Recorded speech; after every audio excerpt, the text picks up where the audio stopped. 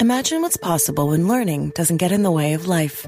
At Capella University, our game-changing FlexPath learning format lets you set your own deadlines so you can learn at a time and pace that works for you. It's an education you can tailor to your schedule. That means you don't have to put your life on hold to pursue your professional goals. Instead, enjoy learning your way and earn your degree without missing a beat. A different future is closer than you think with Capella University. Learn more at capella.edu.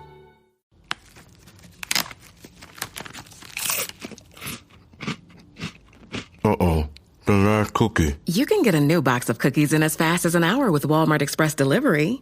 Are you my guilty self-conscience? No, I'm the voice offering you promo code EXPRESS for free delivery on your first order. Hey, who ate my cookies? You mean, these cookies? Order now. Welcome to your Walmart. Promotion valid for first express delivery order. $50 minimum subject to availability. Restrictions apply. I can say to my new Samsung Galaxy S25 Ultra, hey, find a keto-friendly restaurant nearby and text it to Beth and Steve. And it does, without me lifting a finger. So I can get in more squats anywhere I can. 1, 2, 3. Will that be cash or credit? Credit. 4. Galaxy S25 Ultra, the AI companion that does the heavy lifting so you can do you. Get yours at Samsung.com. Compatible with select apps. Requires Google Gemini account. Results may vary based on input. Check responses for accuracy. You're listening to the Animation Addicts Podcast, episode 314.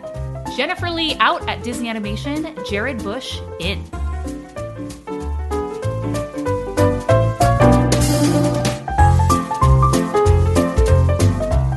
Welcome to the Animation Addicts Podcast with the Rotoscopers, the #1 place to get your animation fix with animation addicts just like you. Each episode, we dive into the wonderful world of animation featuring Disney, DreamWorks, Pixar, and everything in between. From hilarious discussions and movie reviews to interviews with industry insiders, this show's mission is to brighten your day through our love of animation. So hop on your nerdy couch, grab some snacks, and get ready to hang out with your animation besties because it's time to dive into today's episode. Hey there, Animation Addicts. I'm your host, Morgan Stradling. And I'm Chelsea Robson. We're bringing you another news podcast today. We have some breaking news from Walt Disney Animation Studios. The chief creative officer for the past, 6 or so years, Jennifer Lee, is out. She is stepping down, and Jared Bush has been named the Walt Disney Animation Studios chief creative officer. So we have lots to talk about because we have been following this saga for the past few months, and it has ramifications for Disney as a whole and Pixar. So, any thoughts, Chelsea? What's your first thoughts about this? Well, my first thoughts is, Morgan, this is what you wanted. So here we are. Well, yes. So we'll talk about my thoughts after. Let's just talk about the news, right? The story itself. Here's the article coming from Deadline. Deadline announced that Jennifer Lee is stepping down so she can focus on directing Frozen 3 and 4. And No. We have to say this correctly, Morgan. Jennifer Lee is refreshing her focus back to filmmaking. No, yes. That's the variety one. Okay. No, yes, there's different quotes. There's different euphemisms that they are using to really tamper this. So let me just say what Deadline is saying, and then we'll say what they're saying in their quotes, and then we'll say what this actually means. So she's stepping down because she's going to work on Frozen 3 and 4. Jared Bush is now going to be the CCO of Walt Disney Animation Studios. Now, the interesting thing is that the president of Walt Disney Animation Studios is Clark Spencer, and he is a 33-year veteran of Disney. And I think he totally slides under the radar. He is not necessarily anybody we talk about in all of this. Like, all of the vitriol has gone to Jennifer Lee. So that's for another day. But right now, it's Jennifer Lee. And, we were talking about how Jennifer Lee... the Jennifer Lee era has been generally a very terrible era for Walt Disney as far as a lot of box office bombs, just the nature of the studio and the transformation of the studio. We can talk about that. But before we do, let's talk about these quotes that, as in typical press release fashion, they're going to give us these, they're going to massage it. They're going to make you think one thing. They're going to make this as happy as it possibly can be. We don't know the true story here, but here we go. So they're actually leading off with Bergman, who is the Disney Entertainment co-chairman, Alan Bergman. They lead off with a quote with him talking about Jared Bush. And they say, Jared Bush is an incredible filmmaker and talented executive who's been a prominent creative force at Walt Disney Animation for the past decade. I'm thrilled he's going to be taking the reins at this storied studio. So they're really bearing the lead with Jennifer right there by leading with this. It's interesting because my first thought is, who's Jared Bush, right? I know he's been involved in things. We're going to talk about that individually, but you know. And then, of course, it says, want to thank Jennifer Lee for her passionate leadership over the studio. She's made an indelible mark on both Disney Animation and the industry. Yes. Yes, that's an interesting choice of words. Okay, so there's that. Any thoughts on Bergman's statement? On Bergman's statement, no. I really just want to read Variety's, how they phrase this whole thing. So This episode is brought to you by Audi. The road is calling. Embrace the thrill of the drive with the all-new, fully electric Audi Q6 e-tron. Featuring effortless power, serious acceleration, and advanced Audi tech. It's not just a new EV. It's a new way to experience driving. The all-new, fully electric Audi Q6 e-tron is here. The next chapter of Audi starts now. Here at the Almond Joy Factory, where tropical vibes abound, we use soft, fresh-tasting coconut. The crunchiest almonds and delicious chocolate candy. Ah, but do you know what our most important ingredient is? Sometimes you feel like a nut. Sometimes you don't. Almond Joy's got nuts and something even way better than that. Yes, Almond Joy is made with almonds and joy. This episode is brought to you by Indeed. When your computer breaks, you don't wait for it to magically start working again. You fix the problem. So why wait to hire the people your company desperately needs? Use Indeed's sponsored jobs to hire top talent fast. And even better, you only pay for results. There's no need to wait. Speed up your hiring with a $75 sponsored job credit at Indeed.com/podcast. Terms and conditions apply. And it says Disney Animation Chief Creative Officer and Oscar winner Jennifer Lee is refreshing her focus back to filmmaking, stepping out of her role as studio COO to focus fully on writing and directing Frozen 3 and Frozen 4. And I'm just like, watch me spin! Yes. Yeah, so in this one, in deadlines, they say, let's go to Lee's quote. She says, I'm so grateful to Bob and Alan for supporting my decision to return to filmmaking full time. Like, my decision. It was me. I wanted to do this. Maybe this is true. Maybe not. Maybe she was forced to. It's possible. Every day working with them has been a masterclass in business community and integrity.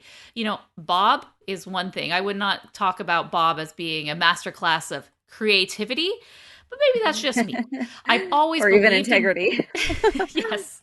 I've always believed in Jared's incredible talent and can't wait to see, with his passion and dedication to animation, what he brings to the CCO role. For me, getting to collaborate with this studio of artists, animators, and storytellers is such a privilege, and I look forward to all that we will create together. So this is a demotion. Let's just put it this way. This is a demotion. Yes. And when this happens in corporations, now I've worked for corporate America and I've seen this firsthand. I've also seen this with other companies as they do this. They want to save face. And there's a few ways that they can do this. One, you bring someone in, you tell them what to do. They do it. It doesn't go well. So they're the fall man. And so you cut them and they're gone. Oh, look, we took care of the problem. We fired them. But in the end, they got everything done that they needed to do. A good example of this from Disney is Disney with Bob Chapek. He came in, He started doing all of these cost-cutting sort of measures that they really needed and wanted to do, I guess, a lot with the different employees of the parks and longtime things that they were able to get rid of and use the guise of COVID to make that happen. The stock price was at an all-time high for the company under Chapek. Then it went south and public perception was not so great. And so the shadow campaign with Bob Iger, which we've learned, came in and chopped him and he was the scapegoat. Right? So there's that. Then there's this person was hired and it's just not working out, but we still like this person, and we don't want to have this publicity nightmare, so we're just going to demote them.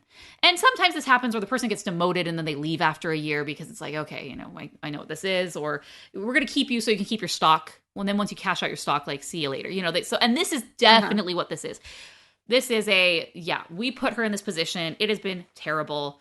And now we're moving on to something else. We're trying something else, but also at the same time, got to give her credit. I mean, she was already working on Frozen 3 and 4.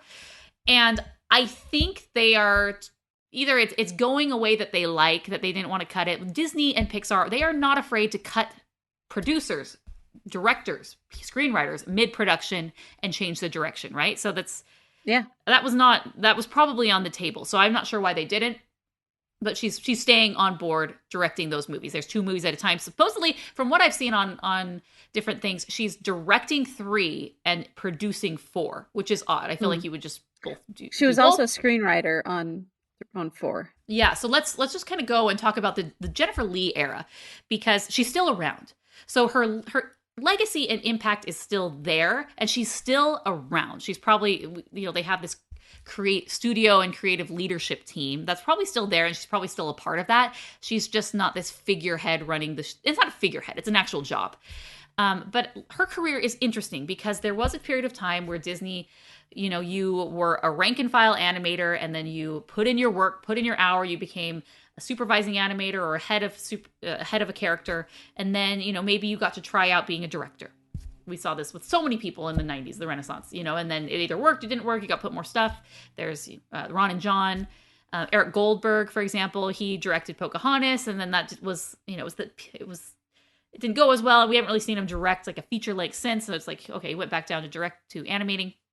But the new era of Disney is that they ignore the animators. They just see them as not necessarily these creative driving force. To me, I get the vibe that animators just do the job. Like they're replaceable. They're a cog in the machine, but the screenwriters are where it is all at.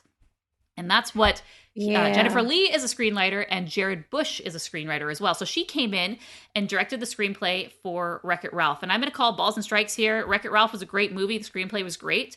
Then came in Frozen, and she was the screenwriter. And then they brought her in, at a certain point later to be the director. And I think I've said this as my own personal opinion. I think they saw an opportunity to have the first female director directing this movie with 2 princesses. It was going to be so amazing. I think marketing had a big pull on that. Yeah, I think Chris Buck absolutely would have been fine directing it on his own. But they brought her in, and she rode that Frozen wave, and that was one of the biggest successes they had in a very, very long time. Big Hero 6 was already in production. She wasn't involved with that. She was involved with story for Zootopia, Moana, no. And then we start seeing what's happening here. In June 2018, that's when she officially made the step to the chief creative officer for Disney. Lasseter was out, and so she takes on this role. Now, some of these other films that she's involved in were already kind of like Lasseter things, but not, for example, Raya and the Last Dragon. They kind of just tore apart everything that he was involved with, and it was her own thing. So she executive produced that. Encanto was still kind of a Lasseter thing, and has remnants of him. And so she executive produced Raya the Last Dragon, Encanto, Strange World, Wish, and now is going to be doing Moana 2, Zootopia 2, directing Frozen 3, and executive producing Frozen 4. So it's like it's a mess. But if you look at this era of her, I don't really, I guess from Frozen 2 on to things that have released. So I'm going to highlight right here. This is the Jennifer Lee era. Some of these obviously were in production and moving, and some are 100% have her stamp on it. But Ralph Breaks the Internet, Frozen 2, Raya the Last Dragon, Encanto, Strange World, and Wish. So any thoughts on like this era? The biggest thought that I can have is looking at the director-writer role and the fact that she was not executive producer, but she was a head of the studio at that time, and for Frozen 2. And I just think of the behind the scenes of Frozen 2, and I just think of how tired and worn out the feeling was whenever they had a video on her. And so looking forward, in the most positive view I can give, as being a non-spin, if she is in charge of doing the writer and directorship again, she might have gone in and said, you know what, I can't do what I did on Frozen 2 again. And I can kind of see the writing on the wall that what I've done, or, you know, these different movies have not panned out. So it could be that she was like, no, I really do want to step back to just focus on the things that I know I can do and not have, and she could have just looked at herself and looked at that experience and said, I want to actually have some kind of a home life. And so that could be a real thing. But on the other side, I definitely, there is the writing on the wall of Raya the Last Dragon, not great. Encanto was great. Strange World, no. Wish, no. And if you're looking at that, it's just the Raya the Last Dragon and Encanto were both Jared Bush, and Strange World and Wish were both her. So it's kind of like I'm not exactly sure what. Yeah, I think Wish was really the nail in the coffin, because Wish was so beyond terribly bad. Strange World was bad. Yes. And it didn't even break $100 million. But Wish was so beyond bad and embarrassing for this company that needed a win, especially for the 100th anniversary, that they were really trying to make it this big thing. And it was just so pathetic and lame and embarrassing. Like, you can go on YouTube and there are so many commentaries about this movie. And it's not just people trying to be haters. It's people like, what happened here? Right. And, and the fact that this is coming nearly 10 months, maybe almost a year after Wish's release is interesting. They're sticking along with this. So here's what I'm going to say. So Jennifer Lee, the Jennifer Lee era, as far as her being in charge of a studio, I don't think was successful. And I think that goes to show that certain roles are good for certain people and are good for certain things. Just because you're a screenwriter doesn't necessarily mean that you are necessarily equipped to handle the creative output of an animation studio. Right? Yeah. And just how vice many versa. ideas? There are some people who are super creative or very managerial who could not do, put anything creative for their life. It just is a matter of putting those priorities. You think of Steve Jobs. Steve Jobs was incredibly talented, visionary, but he was able to put the right people in place to get that vision out there. And I don't think she had the managerial chops to do that. And I'll even say maybe even the creative chops, as far as allowing whatever vision there was to really be executed well. Yes. And I feel like she did a really good job with the first Frozen. And then after that, it was two big just hits.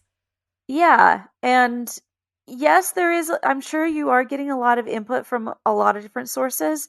But if you are also trying to be the person that's in charge of all of the sources, it's just kind of like, over the top a lot. And I mean, there are personalities that are just so much better at just throwing out ideas, and they don't necessarily have the follow through, but they have so many great ideas, and that is what they are used for. Like that is their gift.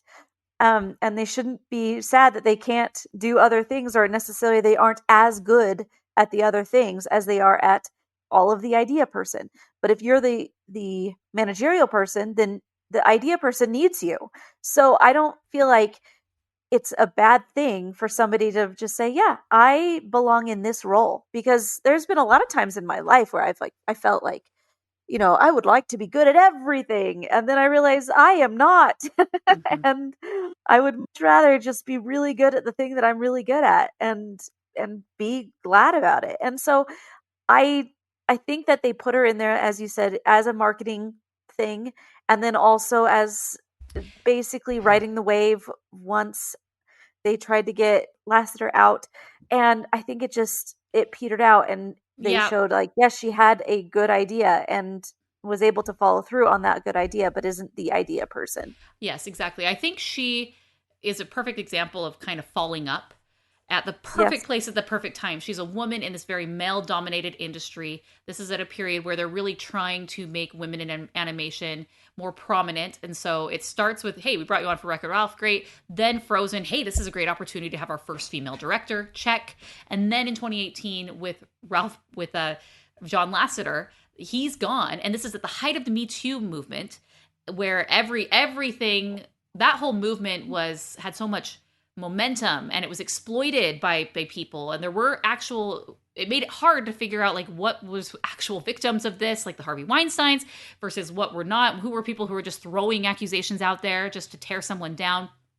And so because of the height of the Me Too, and because we don't have the foresight of being in 2024 and saying, wow, that was like a huge disaster. And we should have maybe had a little bit more prudence with what was happening here. But because of that, they got rid of Lasseter under these Me Too accusations. And so what was Disney to do? Because they are kind of weak, they said, okay, well, we got to have a woman replace it. That's going to be justice, having a woman. So she fell up to the chief creative officer role, and then proceeded to be there for quite a long time and just didn't have the hits, didn't have the merit. And I'm not saying she's not talented. I'm just saying in that role was not able to achieve the objective, which were long-lasting movies. There are a few there. That I would say Frozen 2 is bad, but Frozen 2, for the longest period of time, was one of the highest-grossing animated films of all time, still is. That's a success in Disney's book, even though the mythology and the story and the animation and the development was like a disaster. So I think it's just a good case study of being careful about hiring people for certain characteristics simply to check off a box and because you think it looks good, versus looking long-term how this is going to affect the studio. We know from the D-Files as well that she came in as this like feminist trailblazer in animation, and she immediately like made this like a feminine studio, bringing in all of these women. If you are animating a female character, you need to be a woman to do that, because only women can do that. Didn't you know? Which is crazy and just wild. And then bringing it in order to fill those quotas, because again, this is a male-dominated industry. It is what it is at this point. Going to places such as Tumblr to recruit lesser qualified people to fill the roles, who then made the studio incredibly toxic. So toxic that they had to, for Moana 2, which is coming out in a few months, they had to move the entire production to Vancouver to just like separate from the toxicity that had happened to the studio. So she has this legacy, and here it is. Now the studio, all the veteran animators and the old guard who understood the studio and the legacy and the transition from 2D to 3D, or CGI, if you will, they understood this and they'd seen what works and hadn't. They weren't just here for one movie and then they were out or whatnot. So it's going to be interesting to see. With Jared Bush, a lot of the damage has already been done. The studio's composition has totally changed. The culture has changed. Is he going to be able to rein it back in and get it back to where it needs to be? Or are they just going to keep pushing forward? The fact that I've always said the problem with Disney right now is Iger, and Iger is still at the head of this. And so he's believing in this vision of Disney. So the fact that he's not gone is still an issue. I feel like Kathleen Kennedy needs to go. There's a whole bunch of people at Disney leadership that just needs a clean sweep. Yeah, so Jared Bush is, we will see if he has the desire to change it, if he has the ability to change it. We shall see. So let's talk about Jared Bush. So he's now head of the studio. Jennifer Lee was 52 years old. He's 50 years old. He has, worked in film for a long time. He worked in television initially and then moved over to Disney in 2014 with Big Hero 6. He was the writer and co-director for Zootopia, was the screenplay for Moana, and then just creative leadership for some of these other films. Executive producer of Raya the Last Dragon. I think that is the Lasseter people that were in charge were booted. Maybe I'm not. Again, it's hard to know the facts for these, but that would be my impression. He was brought in under Lee. Encanto, writer and director, huge hit. It wasn't as big of a hit in the box office just because the nature of when that came out. It was more of a Disney Plus success, which is a rare Disney Plus success.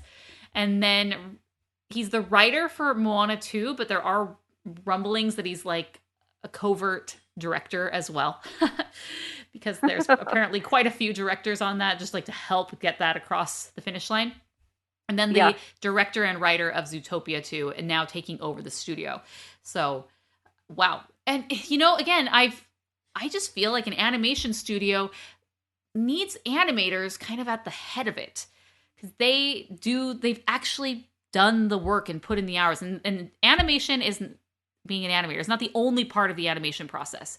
There's obviously visual development and the actual directing and the animators, but it's just this is so different from what Disney used to be and how their pipeline to be directors and leaders of the studio versus how it is now, where it seems the path to getting a director role and now being in charge is just to be a screenwriter. So if you really wanted to make an impact at Disney Animation, you're like, what should I do? Should I go into animating or screenwriting? Obviously, there's way more competition with screenwriting because you can't have a million of them, but it seems like screenwriting is the way to go. Yeah. And this is the Iger way. This is how he sees it. They had all these other people that perhaps they could have brought back to the studio that they had let go. But no, we're going to keep people who are still kind of the Iger guard instead of the old guard that have been completely. It'd be embarrassing to bring them back for Iger. He never would. Yeah. So I don't know about him. Is there a chart like this one for Lasseter on the movies that he directed? I'm sure. Let's pull it up. Because I am interested to see how many he was actually directing on. Because from my memory, I think it was just like Toy Story. And even then he was like a co-director, like there are multiple directors on there. So but that was all before they really moved in with Disney. He did Cars 2. Toy Story, Bug's Life, Toy Story 2, Cars, then Cars 2. And then from then on he was the director for Toy Story 4, was removed obviously with what was happening. So, but he was basically he just fell into this executive producer role and occasionally would direct and not executive produce. Whenever he was directing, he was not the executive producer. He wasn't wearing both of those hats. And that's something very, actually, it's quite clear. That's how he's done it. Whereas that wasn't the case. Jennifer Lee was always, I'm directing and filling all of these roles. But he was the main creative force to allow multiple productions to go. I mean, he was over both studios, and so he didn't have the ability to do that. But they really knew his best role was being that idea guy and having I'm not going to say subordinates, but like other captains, other people that were in charge of what they were in charge of. And like, he just knew his lane so well. And I feel like that was able to give him a lot more longevity in the role and being that leader. And so there's a book called Good to Great. And a major part of that book is, as you were saying, is knowing the people where they should be on the bus, as they say, as Jim Collins writes. And then you need to have the right people on the bus, and you need to have the right people in the right seats on the bus. And I feel like that is a major issue that is happening with Disney, like in the creative area. They try to bring in a creative force who is the writer, director, and also executive producer, and have them play all of the roles and then kind of burn them out. And maybe is this just a way for Iger to make sure that there is no Lasseter that could like replace him? I don't know.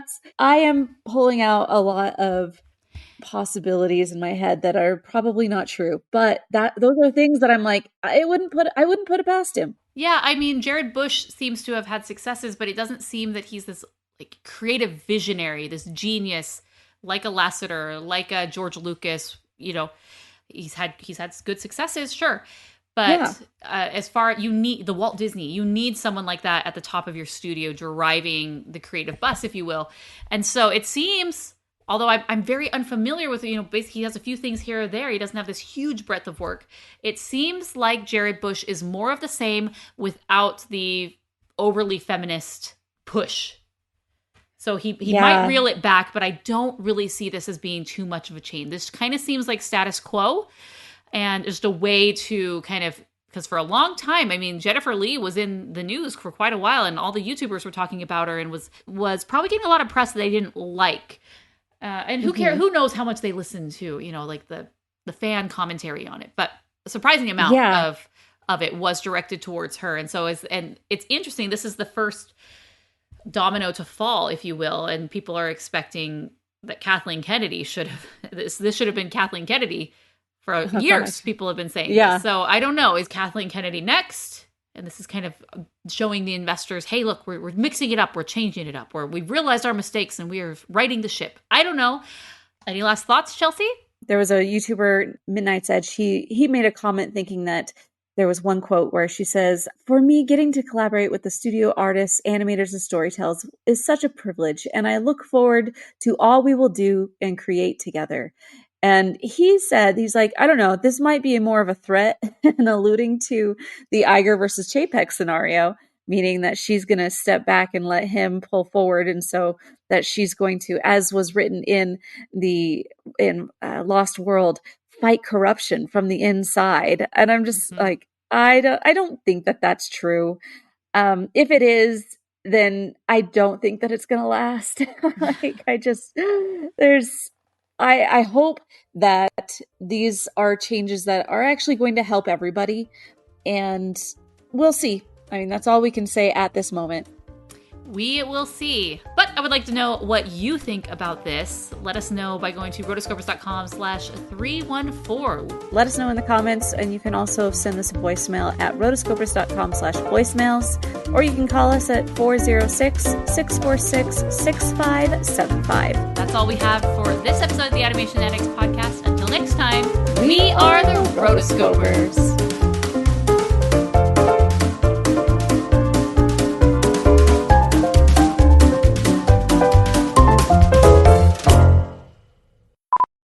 You've been listening to the Animation Addicts Podcast. If you enjoyed this episode, don't forget to subscribe and be sure to leave us a 5-star review. We're available on Apple Podcasts, Spotify, and wherever you listen to podcasts. And if you want to help spread the word, be sure to share the podcast with your friends on social media. Just don't forget to tag us at Rotoscopers on Instagram and use the hashtag Animation Addicts. For all the links and full show notes for this episode, go to rotoscopers.com/podcast. Now, if you still can't get enough for your animation fix, be sure to subscribe to us on YouTube and visit rotoscopers.com for more animation news, reviews, and interviews. Thanks for listening.